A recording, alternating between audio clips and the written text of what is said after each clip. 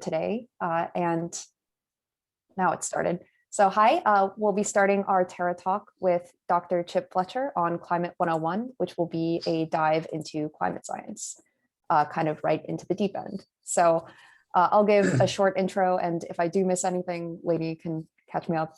But he is the Associate Dean for Academic Affairs and a professor in Earth Sciences at the School of Ocean and Earth Science and Technology at the University of Hawaii. And he is also the vice chair of the Honolulu Climate Change Commission.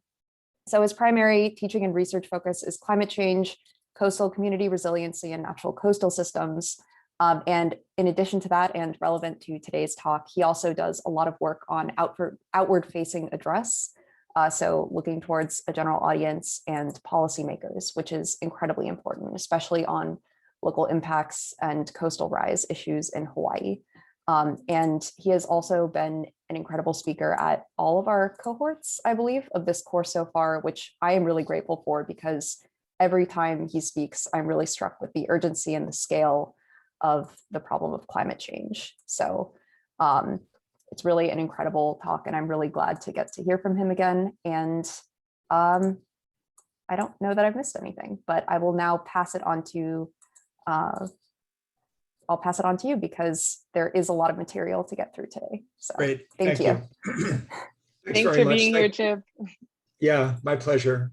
Thanks, everybody. And yeah, the comment about us being in an urgent situation is very apropos. So I've titled this "The Climate Crisis: The Pivotal Decade," and I borrowed that from somebody, but it really resonated with me.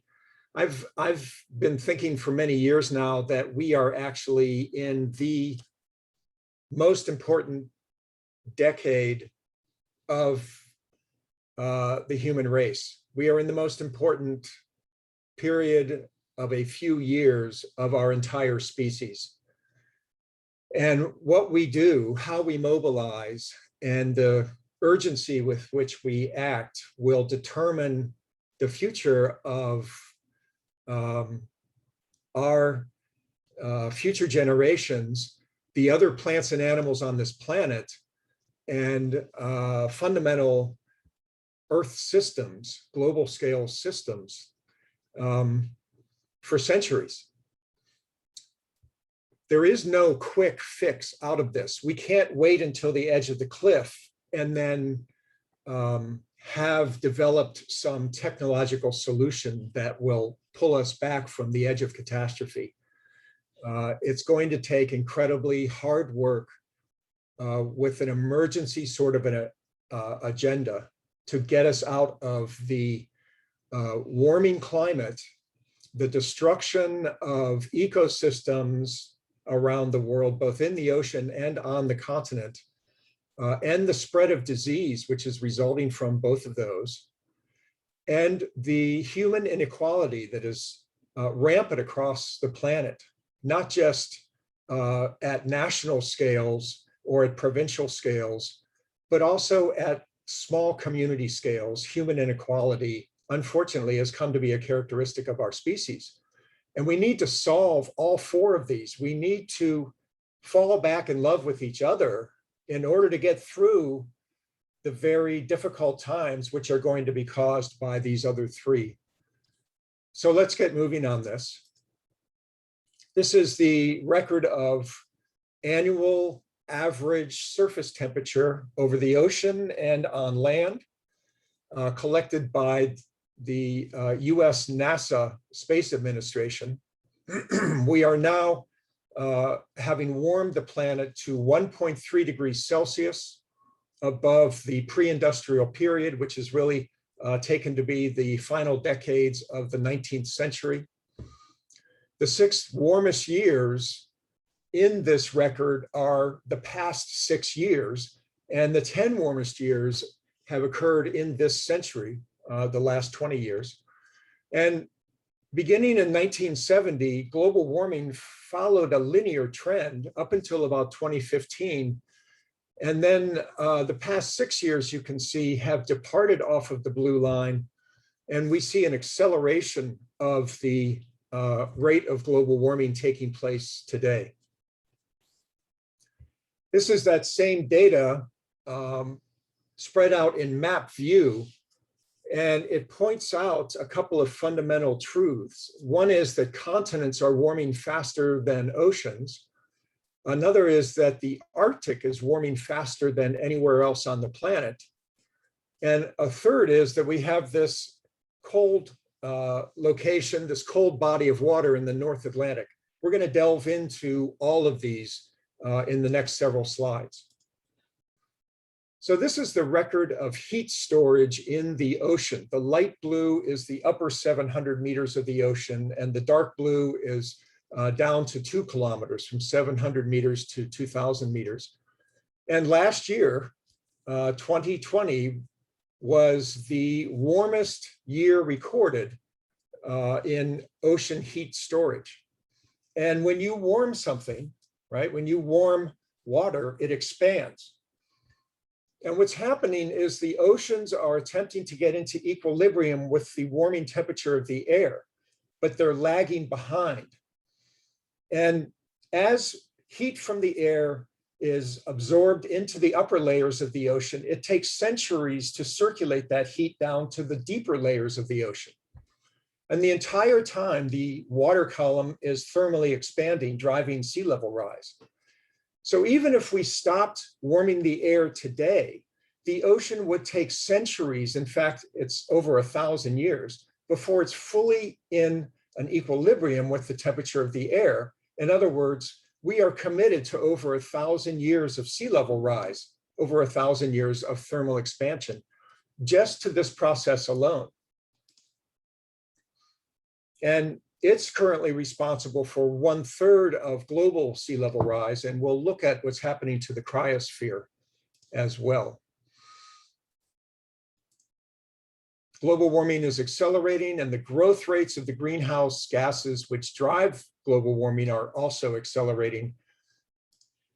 We're going to look just at carbon dioxide. This is the CO2 record from here in Hawaii. The growth of carbon dioxide at the beginning of the record in the 1960s and 70s averaged less than 1 part per million per year. And now, over the past decade, it's averaging over 2 parts per million per year. So CO2 continues to accelerate. There was a 7% decrease in the emissions of greenhouse gases, principally CO2, because of the pandemic. But we didn't see that in the actual growth of CO2 in the atmosphere. The difference between emissions and what we see in the atmosphere, we saw no slowdown in the growth rate. And the connection between the concentration of CO2 in the atmosphere in parts per million and the temperature increase in the air is very direct, very linear. We get about a 1 degree Celsius warming in the air for every 100 parts per million of carbon dioxide increase. Okay, so let's go into both the greenhouse effect and what's happening to the Earth's air conditioning system, which is the Arctic. Sunlight entering Earth's atmosphere will be reflected back out to space if it encounters a bright surface. And if it encounters a dark surface, it will be absorbed, warming that material. And that material then gives off heat, which we refer to as infrared radiation. The frequency of that energy is trapped by a group of gases called greenhouse gases. And these gases will then re-radiate that heat in all directions, some of which is back down to Earth's surface, reheating the surface a second time. And as you warm the air, we allow more water vapor to increase. Water vapor, it turns out, is the most powerful greenhouse gas. The only way, however, to increase the water vapor in the atmosphere is to warm the air. So it's known as an amplifying feedback effect. you all know that as the air gets warmer, typically it will get more humid. And that water vapor is essentially doubling the heat trapping capacity that was started by the presence of carbon dioxide. Water vapor accounts overall for 36 to 70% of the total greenhouse effect, but just the anthropogenic component, just the human-caused component, 70% of that warming is due to carbon dioxide. So that's why we follow carbon dioxide so closely. And then we have these other greenhouse gases, methane. All of these gases, in fact, come from multiple sources. I've just listed a couple here. Methane comes from animal farming and fracking. Nitrous oxide is emitted from fertilizers, again associated with agriculture. Fluorocarbons are an industrial compound used as a refrigerant. Black carbon is simply soot that gets into the atmosphere that acts the same as the dark surface, absorbing heat from this, absorbing energy from the sun and releasing heat. And then as we switch over to clean sources of fuel, as we get away from fossil fuels, we're emitting less pollution into the atmosphere, less soot and less sulfur dioxide. And we're actually cleaning the atmosphere, allowing more sunlight in. So we're reducing the blockage of sunlight as we move to clean sources of energy, allowing more sunlight in, which is a warming effect.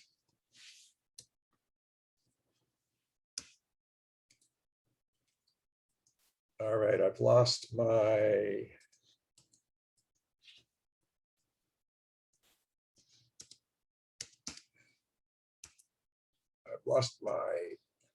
mouse, and my return button is not working.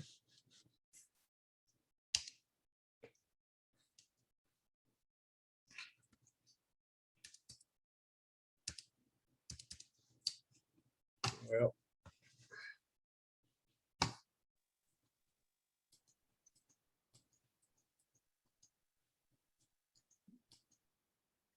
Yeah, Chip, let us know if for any reason you need to email us the slides, we could quickly open them if it's not working right now on your computer. yeah, I wonder if the battery just died in my Oh, in your mouse. or in my keyboard even. Wait, Mm. no. Usually I get a warning for that. Yeah.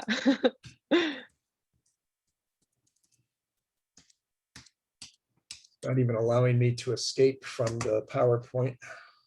Well, this guy doesn't have a battery in it. Crazy.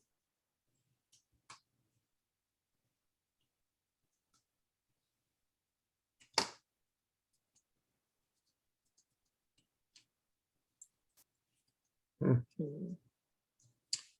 Well, this is a Mac, and I don't know the sort of reboot key components on a Mac. I used to have a PC and I could reboot the thing. Oh yeah. Are you Yeah, able to I get mean- out of the screen sharing? I can't even get my mouse to Okay. move. And my return, when I hit return, it doesn't work, or the arrow buttons are not clicking. If there's a power button and you want to restart, you could usually hold down the power button for like 5 seconds or so, and Yeah. that'll trigger a reboot. The nuclear option. Yeah. Yeah. All right. Yeah, thank you for the suggestions, everyone. All right, I'll be back. Okay.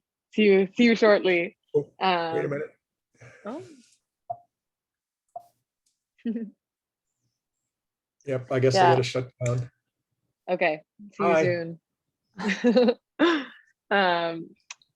Yeah, and in the meantime, I think Rachid already put in a question, but if folks have other questions, we can compile some of them in the chat now and just have them for the Oh my end. God. Maybe you'll All ask a my question that Chip's going to answer. unsaved- all my unsaved files. Oh, Maybe it'll come back. That's so stressful. Reduce aerosol spit. Yeah. Hmm. Hopefully the like emergency save features will kick in here. Oh my God. You can see everything I've been working on lately. Quite a lot. Do a lot of writing. Mm. Oh my God.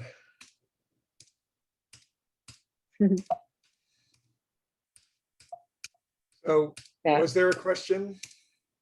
There was a question at one point about the reduced aerosols bit and how that interplays with the temperature increases and current trajectories, I guess, of warming, I think, is when that came in. Yeah, People are very actually, impressed with you. Yeah. reducing aerosols is critically important. In fact, that whole linear trend that began in the 1970s was because of, in the US, the enactment of a series of Clean Air Acts, and we cleaned up the. Nope. Chip is gone. Guess his computer rebooted. It's finally closed all of its windows. That was a shocking amount of activity. But hopefully he'll rejoin in a moment. And thanks for posting an additional question. We can try and get to that either upon his return or at the end. Oh yeah, the water vapor question. Yeah, I mean, one quick note on water vapor, which I think comes up in some of the slides that you might be looking at this week, is just that it's so short-lived that it is often not included as even like a global warming potential number, because it just kind of forms in the atmosphere and unforms and changes state on such a rapid time scale that comparing it to like a global warming potential over 100 years is not that meaningful. And it's not something that we can directly like think about and control in the same way as carbon emissions or other greenhouse gases that are more anthropogenic. So it is true that they're a big heat trapping gas, but it's not on climate timescales. I was just going to add that the anthropogenic part is something important that he glossed over, that water vapor isn't like human caused, whereas the CO2 emissions are the huge part of the human caused emissions, which is what anthropogenic means. And so the earth has a natural greenhouse effect and has for years, and that's why it's not as cold as the moon, for example, and water vapor is key in that. But then the increased greenhouse effect that we've seen since industrialization is the result of anthropogenic human-caused emissions, which are largely carbon dioxide. That's why we talk about carbon dioxide causing human-caused global warming rather than water vapor. Totally, great point, Anna. So the way I can summarize it is we want to address the cause of climate change. That's why we focus on carbon emissions, which come from anthropogenic sources. The other part is even if water vapor, the effect is the water vapor in the atmosphere can increase transiently and have a direct bearing on the temperatures, on how much heat retention is there. Like it can influence or trigger other climate phenomena. And that kind of makes sense. Like the place where I grew up, if it rained the previous day and the next morning it's like really sunny, life becomes hard. Like there's more water vapor in the air and it makes life harder to do anything in the day outside. You just want to be indoors under air conditioning. And yeah. And as you said, it's very, very transient. Yeah, and in the absence of human caused emissions, if we just had water vapor doing its thing, yeah, like some hot days would feel more intense if there was also water vapor and humidity, and drier hot days wouldn't, but it wouldn't be like we were experiencing these trajectories and trends that we are because of the additional anthropogenic emissions and sort of interacting with the water vapor in the background. You can kind of think of it that way, but and they are interacting too. It's like the more human caused emissions, it causes different behaviors in water vapor and cloud formation, and that's something a lot of climate modeling is challenging, like to model those kind of transient water vapor dynamics. So yeah, but that was a great summary of, you can think about it as sort of the humidity effect in some ways. It's so much more humid on the East Coast in the US, for example, than the West Coast. And so heat is very different in those humid conditions. Oof. Lainey, I think I can also touch on the aerosols question if you think that'd be helpful for time, or we can wait. Yeah, go ahead. Yeah, I mean, hopefully Okay. Chip will come back soon, but yeah, go for it. Awesome. So I believe that what he was trying to say is that an additional warming factor is the fact that we actually now have lower concentrations of other pollutants, not carbon dioxide, not greenhouse gases, but things like nitrogen dioxide and sulfur dioxide and ozone, that we have less of them now because of the Clean Air Act in the 1970s. And so we have been cleaning up our air in the sense of these other pollutants, not carbon dioxide. And those are actually particles that have a reflective, an albedo effect. And so that was helping us in countering the warming from greenhouse gases. But since we've been cleaning up our air in that way, we have less of those particles that are reflecting the energy and countering the warming effect. Does that make sense? Hey, Hannah, I just asked that question. I'm still not clear. Can you re-explain what you just said? Absolutely. Never mind. All right, I was just going to say we have Chip is Dr. back. Fletcher has returned. Oh, hello.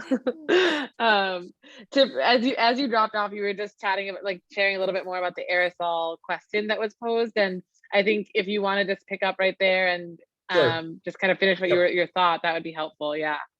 Yeah. So that was pretty catastrophic. Sorry about that. So No worries. when we burn oil, coal, especially coal, a lot of it goes unburned, and it's emitted either from factories or from the tailpipes of our cars as little particles of soot. We also, coal especially, and oil, have a lot of sulfur, and that will oxidize with the oxygen in the atmosphere, producing a sulfur dioxide. And though that molecule especially is a particle that will reflect sunlight back out, preventing some small percentage of sunlight from reaching Earth's surface. And as we move to clean forms of energy, reflecting sunlight because of the dirty emissions is going to be reduced, allowing more sunlight into the atmosphere, which will increase the warming of the ocean and the land, which will emit more infrared radiation or heat, which will be trapped by the gases, the greenhouse gases, causing an acceleration in global warming. I probably could have even done that simpler, but questions about that? It sounded like someone was not quite connecting on that.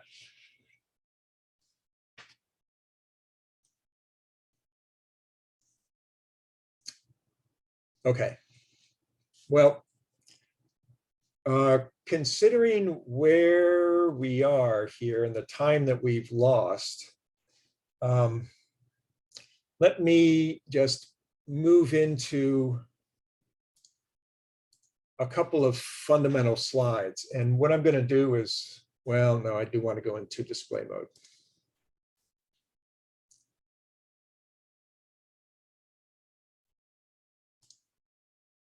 Oh. Okay. So as the Arctic Ocean absorbs more and more sunlight, especially in the summertime, the amount of floating sea ice is reduced. And we've already caused a reduction of half of the floating sea ice in the Arctic Ocean since 1980, which is when 1979 is when we first started having satellite capacity to study Arctic sea ice. And even the oldest and thickest ice in the Arctic Ocean is reduced, and it's almost gone now, meaning that we're very close to no longer having sea ice in the Arctic Ocean by the end of the summer. And so more and more dark ocean opens up that used to be covered by very reflective white sea ice. And that dark ocean absorbs sunlight, releases heat, and the local heating in the Arctic is actually 3 times the rate of global warming. So this is known as Arctic amplification. And this is the most rapidly warming area on the planet. Let's not forget that Greenland is in the Arctic. And as Greenland melts, that ice is on land, it turns to water and flows into the ocean and drives sea level rise.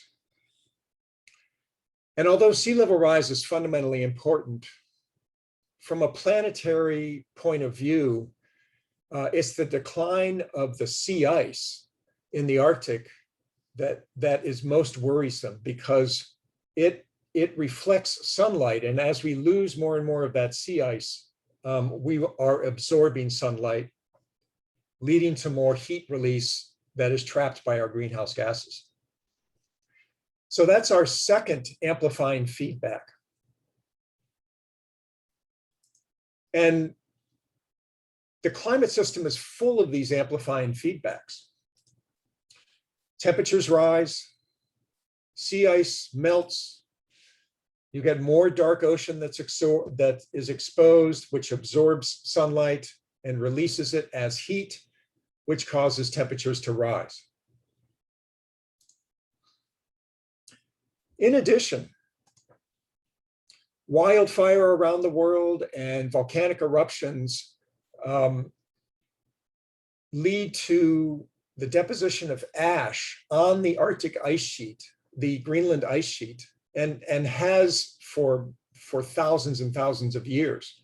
But as we melt that ice and the water runs off, we are accumulating that ash as a concentration layer on the ice surface, making the Greenland ice sheet darker and darker.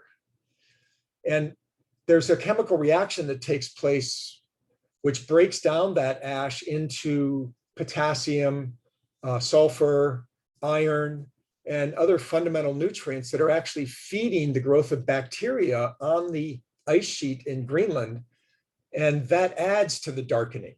So Greenland is not only melting from Arctic amplification, it's getting darker and absorbing more sunlight, which is driving even more melting. And all of that is additional removal of the refrigeration component from a planetary perspective. This is the mass loss of Greenland. It's losing 280 billion tons of ice per year. About 26% of global sea level rise is driven by ice in Greenland turning into water. And scientists are saying the whole ice sheet is in a constant state of loss. Even if climate change stopped, the ice sheet would still be losing mass. So if we stopped global warming today, in about 800 to 1,000 years, we would see the entire meltdown of the Greenland ice sheet. To stop the Greenland ice sheet from melting, we have to pull enough CO2 out of the air to go back to the level of CO2 in the 1700s, pre-industrial.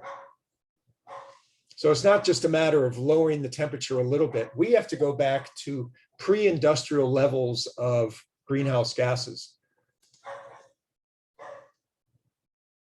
So here is a similar map to the first one I showed, but in this case, it's relative to the average temperature change, right? It's not the total temperature change. It's relative to the average temperature change. So you can see the Arctic is warming faster than the average temperature change. Continents are warming faster than the average temperature change, and the oceans are warming slower than the average temperature change. And this big blue dot is the coldest the North Atlantic has been since here in the US, Ben Franklin used to sail back and forth as one of our first politicians between Europe and the colonies. He began taking the first measurements of the temperature of the North Atlantic. And it's because of fresh water, which is spilling off of Greenland.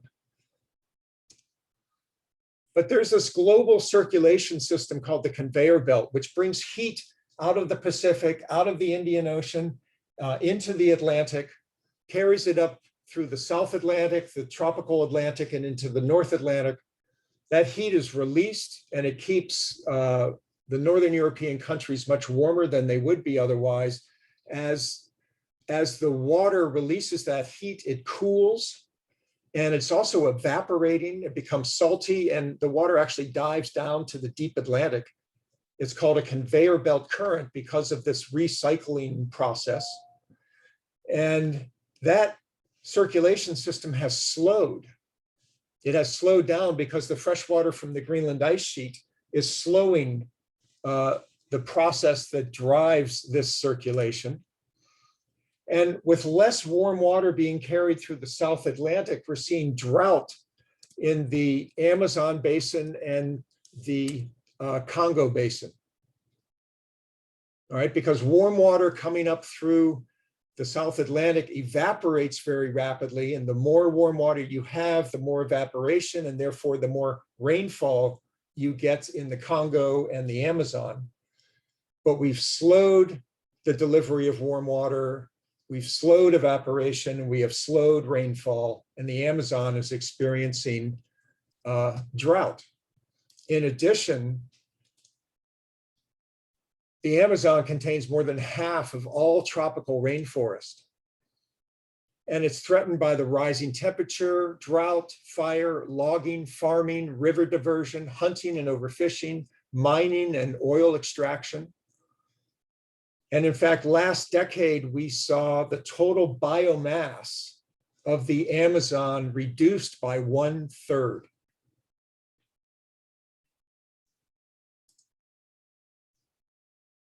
Now, the damming, there are hundreds of dams that have been built in the Amazon, and the reservoirs behind them give off methane. Standing fresh water typically gives off methane because of bacterial activity that takes place.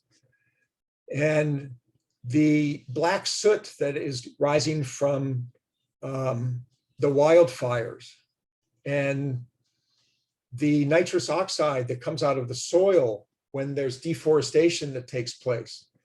All of these greenhouse gases, including the rise of carbon dioxide, have now been taken into account. And the Amazon gave off over 18 billion tons of carbon dioxide over the last decade. And this is actually counting all the greenhouse gases, not just carbon dioxide. That's what this little E is under the CO2. So you take methane, nitrous oxide, and you measure them as an equivalent to CO2. That's how much greenhouse gas the Amazon gave off. And this is how much the Amazon absorbed, 15 billion tons. So it now appears that we have lost the Amazon basin as a partner in pulling carbon dioxide out of the atmosphere. It is now turned into a source of greenhouse gases.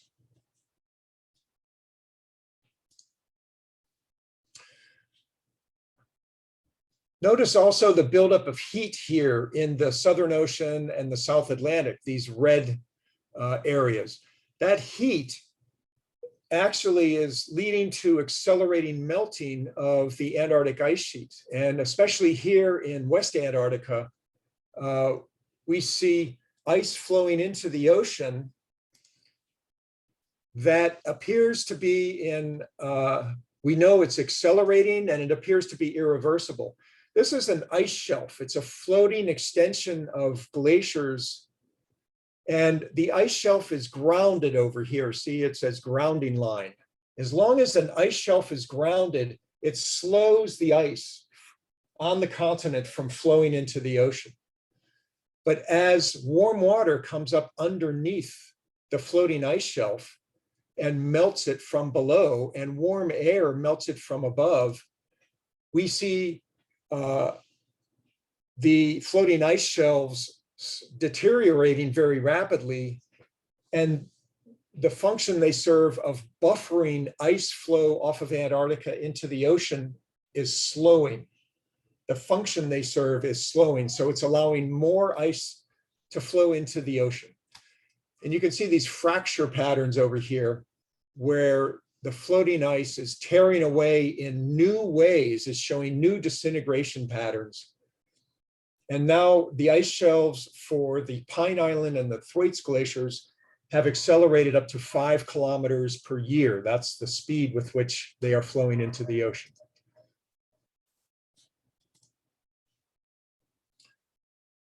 We also see the ice in the world's melting glaciers all in a state of decline. And the total ice loss from alpine systems around the world, mountain glaciers, actually is about the same as the ice loss off of Greenland. It's 280 billion tons per year. So total projections for sea level rise from thermal expansion, ice loss, on the order of about 1 meter if the ice shelves do not catastrophically deteriorate or disintegrate, but they appear to be in the process of doing that, in which case we should really be looking for multi-meter sea level rise late this century. So watching West Antarctica is a key to understanding how much sea level is going to rise later on this century. Now, I'm going to break at this point. I see I'm keeping my eye on the time, and I want to move to a couple of fundamental issues. One is the rise of heat. A new paper came out recently which looked at heat-related fatalities around the world over the last 30 years. And it found that 37% of all summertime heat-related deaths can be attributed to climate change. And it's evident on every continent, and we see dozens to hundreds of deaths per year in many locations. This paper has fascinated me since it came out last year. This is called The Future of the Human Climate Niche. So these black areas represent 0.8% of the land surface, and they're located in the deep Sahara. The temperatures here are considered too hot for human existence. And as we raise global temperature, on our current projections for continued greenhouse gas emissions, we're looking at these black areas expanding to become nearly 1/5 of the Earth's land surface. Everything showing the dark brown hatching. Too hot for human existence. Northern Australia, Southeast Asia, India, North Africa and the Middle East, the Amazon, portions of Central America. And in fact, the conclusion was that for every 1 degree C of additional warming from today, we'll see 1 billion people displaced. And by 2070, we're looking at potentially 1/3 of humanity no longer capable of living in their current homelands. We also are pulling fresh water out of the ground many times faster than nature can replace it. And we already have a looming freshwater crisis every year. 17 nations are under extremely high water stress every year, meaning they use almost all the water they have. And 2 years ago, this city in India, Chennai, with 10 million people, 10 million people ran out of water during a heat wave. All 4 reservoirs were drained, and there was no more water. It also turns out that as there's more CO2 in the air, rice, corn, wheat, and soy, which are 4 fundamental cereals, become less nutritious. They have decreased micronutrient content, zinc, vitamin B complex, and iron, and they also have less protein. One example of this is wheat, which currently provides 1/5 of all protein for humanity. We're looking at a 15% decline in wheat by mid-century, simultaneous to a 60% increase in demand. This drives malnourishment. We're looking at potentially 300 million people experiencing this malnourishment, and an additional 1.5 billion women and children likely to have anemia because of this process, this effect. And where you have food shortages and malnutrition and water shortages, it can lead to violent conflict. And there are studies indicating that the worst drought in 1,000 years is at the root of the Syrian conflict, which, along with several other factors, including the US invasion of Iraq and Afghanistan, pushing Al-Qaeda out of those safe havens into Syria, driving the spin up of ISIS and migration of Syrians and other North Africans and Middle Eastern folks into Europe. That led to what's known as Brexit, the United Kingdom withdrawing from the EU, and the rise of authoritarian candidates for political office associated with the growth of nationalism, populism, voters wanting to close down borders and isolate themselves from migrating populations of people from other areas. And let me just end with this crisis of biodiversity loss. Humans have altered 70% of the world's lands. 40% of the world's original forests have been eliminated. Oceans are hotter and more acidic and losing dissolved oxygen. We're looking at the loss of the world's coral reefs over the next few decades, continued species extinction. 86% of all land mammals are now livestock or humans. And humans have caused the loss of 83% of all wild mammals and half of wild plants over the last 12,000 years. Much of this is due to the expansion of agriculture, deforesting large tracts of biodiverse nations. Most of the biodiverse nations are located in the tropics. And so we are growing beef agriculture at the expense of the biodiversity and ecology of developing nations around the tropics. Over 80% of farmland is used for livestock, but it produces just 18% of calories and 37% of protein. Cattle and the grain they eat use 1/3 of all available land surface on this planet, 16% of all available fresh water, and 1/3 of worldwide grain production. It is in the business plans of McDonald's and Burger King and other fast food restaurants to build in developing nations to addict developing nation populations to the taste of hamburgers. It's in their business plan to build in the lower economic communities in the United States and in the EU, because everybody can afford $10 for a quick meal at a fast food joint. And that leads to medical problems and obesity and malnourishment as well. So this is a massive, massive problem. Our food distribution system in our food production system on the planet is broken.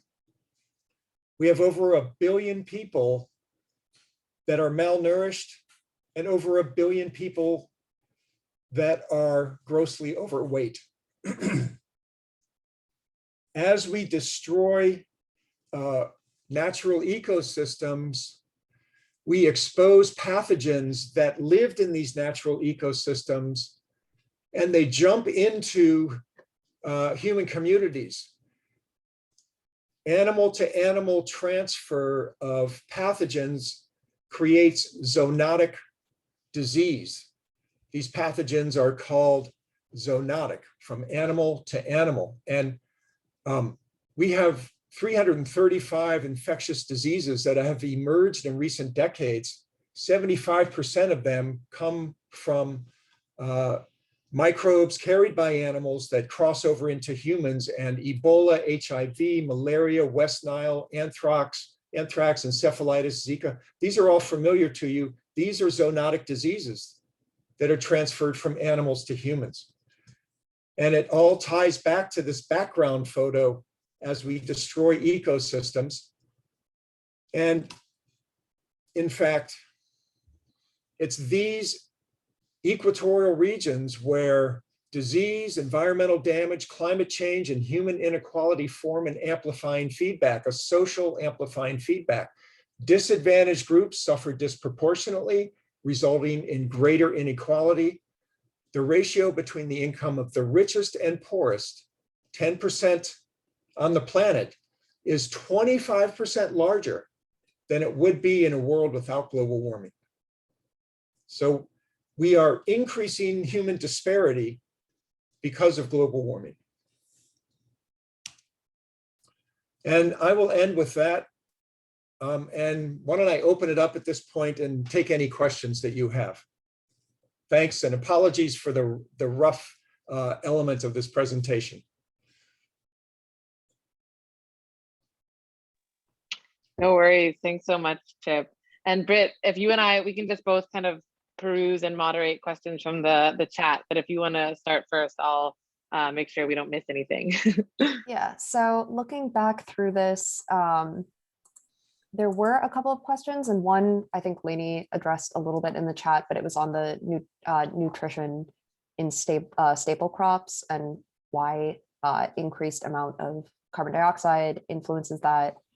And I think we're getting a few more questions too.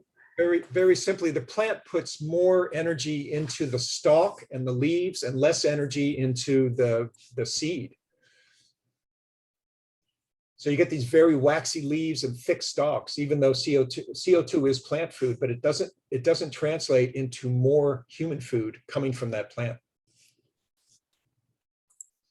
And then I see we also have a question from Karen. And I don't know if you want to share your question or I can just read it.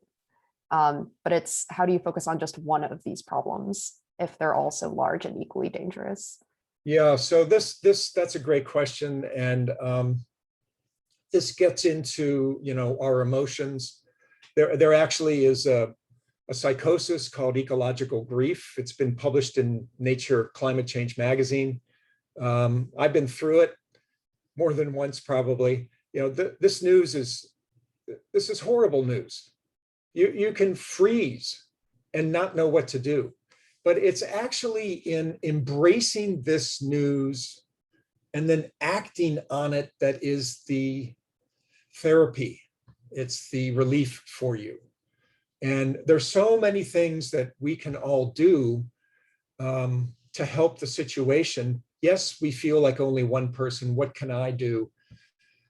But eating a more plant-based diet and eliminating fossil fuels from any component of your life, getting away from the consumerism society, spreading the word on your social media about climate change, getting connected with daily information on climate change, and simply, I may not have it here within reach, but Inside Climate News, and there's a whole bunch of regular media feeds which can come to your inbox. Open up one of those articles, grab a sentence, one of those key sentences, and then push it out on, tweet it or some other media source, and just say, here's the latest article, and push out one of the highlights of the article. Just do that every day, or do it multiple times a day. Spread the word and change our lives.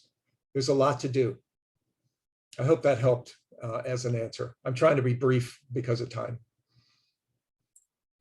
So next, we had other people who seconded that question, actually, and we're also kind of overwhelmed. But let me see again. So we have a question in from Dhruv, which is, do you think climate action would be impeded due to the fact that our next 1,000 years are already kind of damned by these planetary forces? Which is a good question. So, yeah, that's a good question. People talk about mitigation, which is stopping, reducing greenhouse gas emissions. Then there's adaptation, which is making ourselves more resilient to the changes that have been put in play already. But then there's sequestration. And really, as a global population, we have not moved strongly on this front. We need to pull carbon out of the atmosphere. And I have found myself in the last 2 years moving away from mitigation, which seems, at least here in Hawaii and in the US, is starting to take on a life of its own, and away from adaptation, which is actually where my academic research is focused, and assisting folks who are doing entrepreneurial and innovative steps in the area of sequestration. Frankly, I'm working with some folks who are developing a system to pull CO2 out of the air, turn it into jet fuel. And if we can expand this and get investors interested, we could turn the #1 economic activity on the planet, which is tourism, we could turn it into clean transportation, essentially. Unfortunately, aviation really only accounts, and shipping only account for 2 to 4% of global greenhouse gas emissions, but it's a start. And here in Hawaii, tourism is our #1 economic activity by far. And so aviation is a massive part. It's 1/3 of our greenhouse gas emissions in Hawaii. Basically, what we're working on is changing our fuel refinery into one that produces fuel of all types from CO2 that you pull out of the air. It's called direct air capture. So if we can expand pulling CO2 out of the air this decade and have it take on inertia, we can get back down to 350 parts per million or below by mid-century or second half of the century. And we can avoid these 1,000-year-long impacts. But that's what it will take. So it's not hopeless with regard to the 1,000-year-long impacts. It's just that we have to do something very difficult. An even faster way to do it is to, when we grow food in soil, is to stop furrowing and tilling that soil and use cover crops to protect that soil, because open soil turns the carbon in the soil to carbon dioxide, and then our agriculture fields turn into sources of carbon dioxide. We can actually sequester as much carbon dioxide as we have put into the atmosphere into the soil of our agriculture fields if we just use soil conservation practices. It's called regenerative agriculture.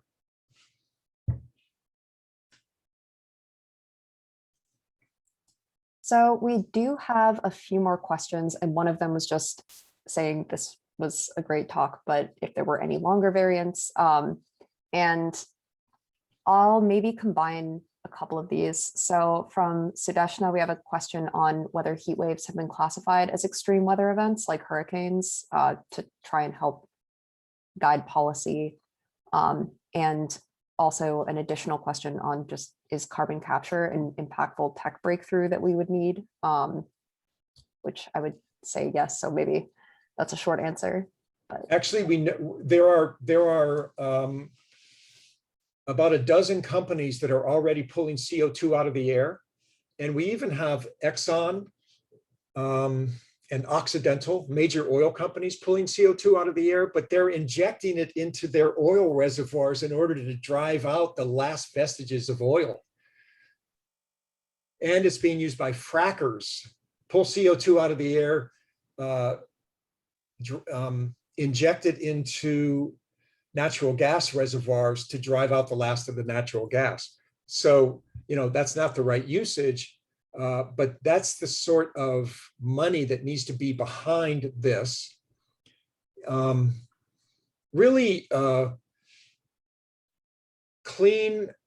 synthetic fuel from direct air capture of CO2 is not a R&D project. It's at the investment stage now. You can pull the components off a shelf, so to speak, put them together. You need to make green hydrogen using industrial scale electrolysis. Yes, I've been painting, by the way. That's what all that is. I don't have a skin disease. It's about getting hundreds of millions of dollars together to show some demonstration projects on that front.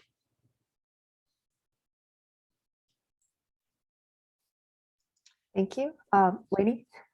Oh, Britt, I was just gonna see if we could have time to get to Rashid's question and then maybe yours. But Rashid had a good one about the shift to renewable energies.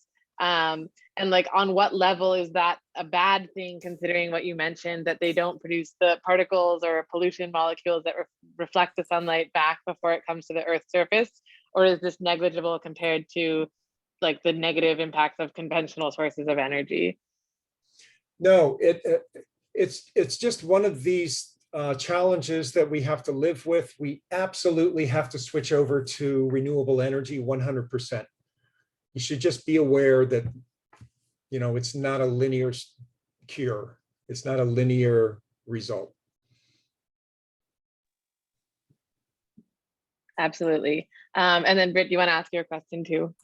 Yeah, so I had one more question on the Amazon and how over time, as it's been degraded more, it's turned into a carbon source, a net carbon source. And how likely is this with other ecosystems, especially looking to fragile coastal ecosystems and that kind of thing? Yeah. Or is it, yeah. A paper just came out actually on deforestation in Southeast Asia. So a satellite analysis shows that all the lowlands around Southeast Asia, the deforestation there has decreased, and it's now moving upslope to higher and higher elevations. So Southeast Asia appears to have tipped into a source of greenhouse gases. And the deforestation there is largely driven to grow palm oil, which is in literally everything that we cook, everything we eat. Our food system is really at the core of a lot of this. Treating soil properly and taking advantage of its ability to sequester carbon dioxide and stopping the deforestation. And it will be good for human health.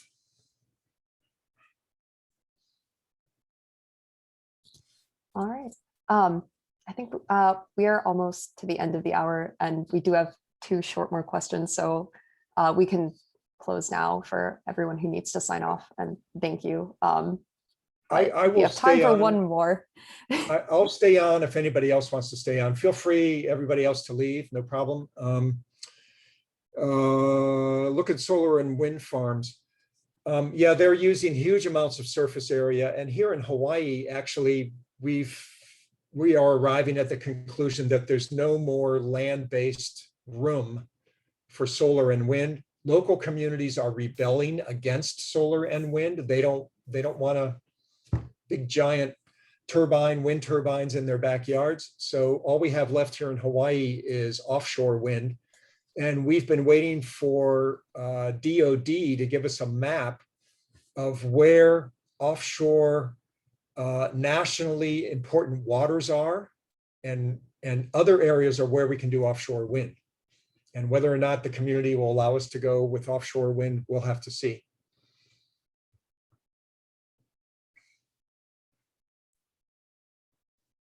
What unique gaps need to be addressed from a tech point?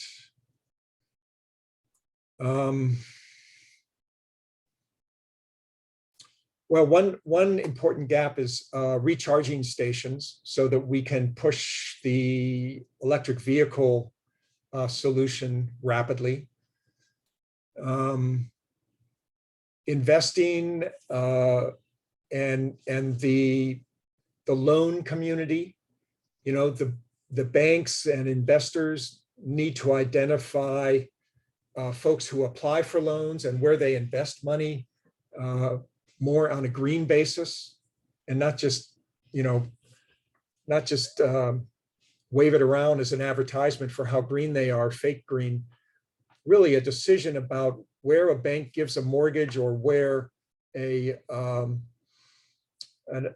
hedge fund investor or someone like that, where they push their money needs to be based on ecological considerations and human equality considerations as well. And perhaps you know the history of redlining in the United States is just shameful. And that is now translated into formerly redlined communities prior to World War II are now the communities that have the highest heat mortality and the highest and the lowest level of shade, the lowest level of green space is in old communities from the 1920s and 30s, where the feds and the private banking sector identified as not safe to give loans. It's just shameful. Definitely agree on that point, Chip. And I just wanted to circle back a little bit to your comments about carbon sequestration and the level of sort of knowledge and readiness for investment that there is in that space. I'm just wondering if you can break it down a little bit more for me between natural carbon sequestration opportunities and things in like agriculture and forestry and oceans versus the technology of carbon sequestration and carbon removal. Like, do you see those as sort of the same level of readiness for investment and deployment, or slightly different? So there needs to be social, society needs to see unsustainably raised food as immoral, as unethical. Right? Society in recent time has begun to see that with cigarette smoking. Maybe someone can give me another example of where, you know, the Me Too movement, right? And the Black Lives Matter movement. Fundamental change can happen rapidly.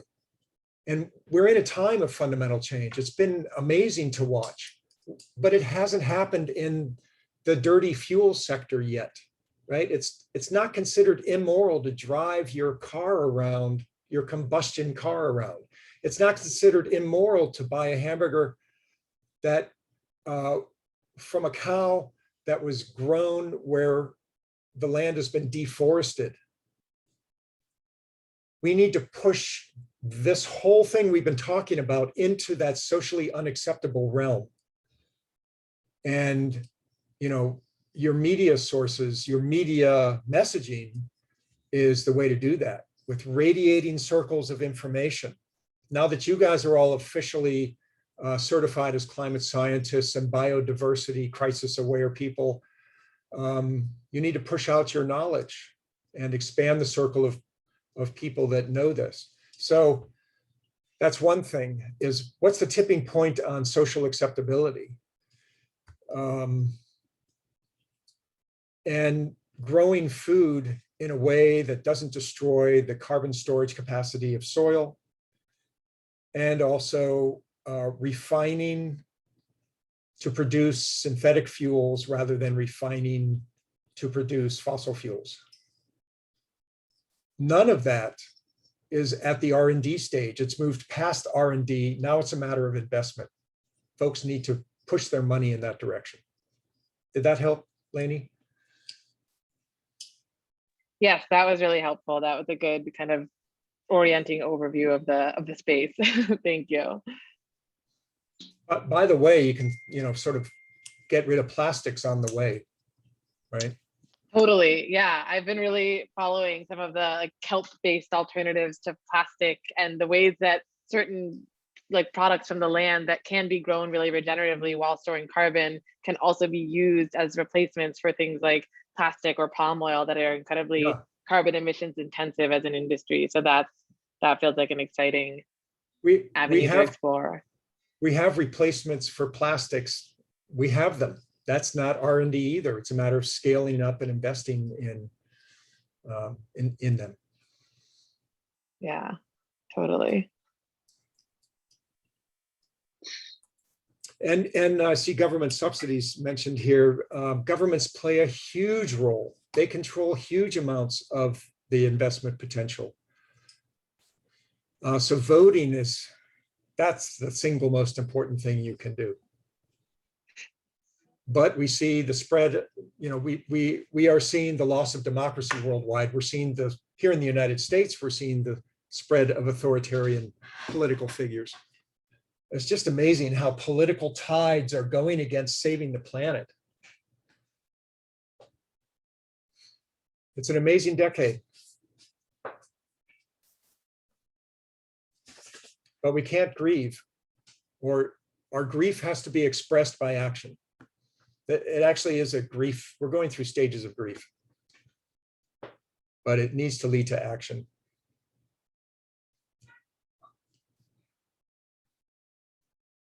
Yeah.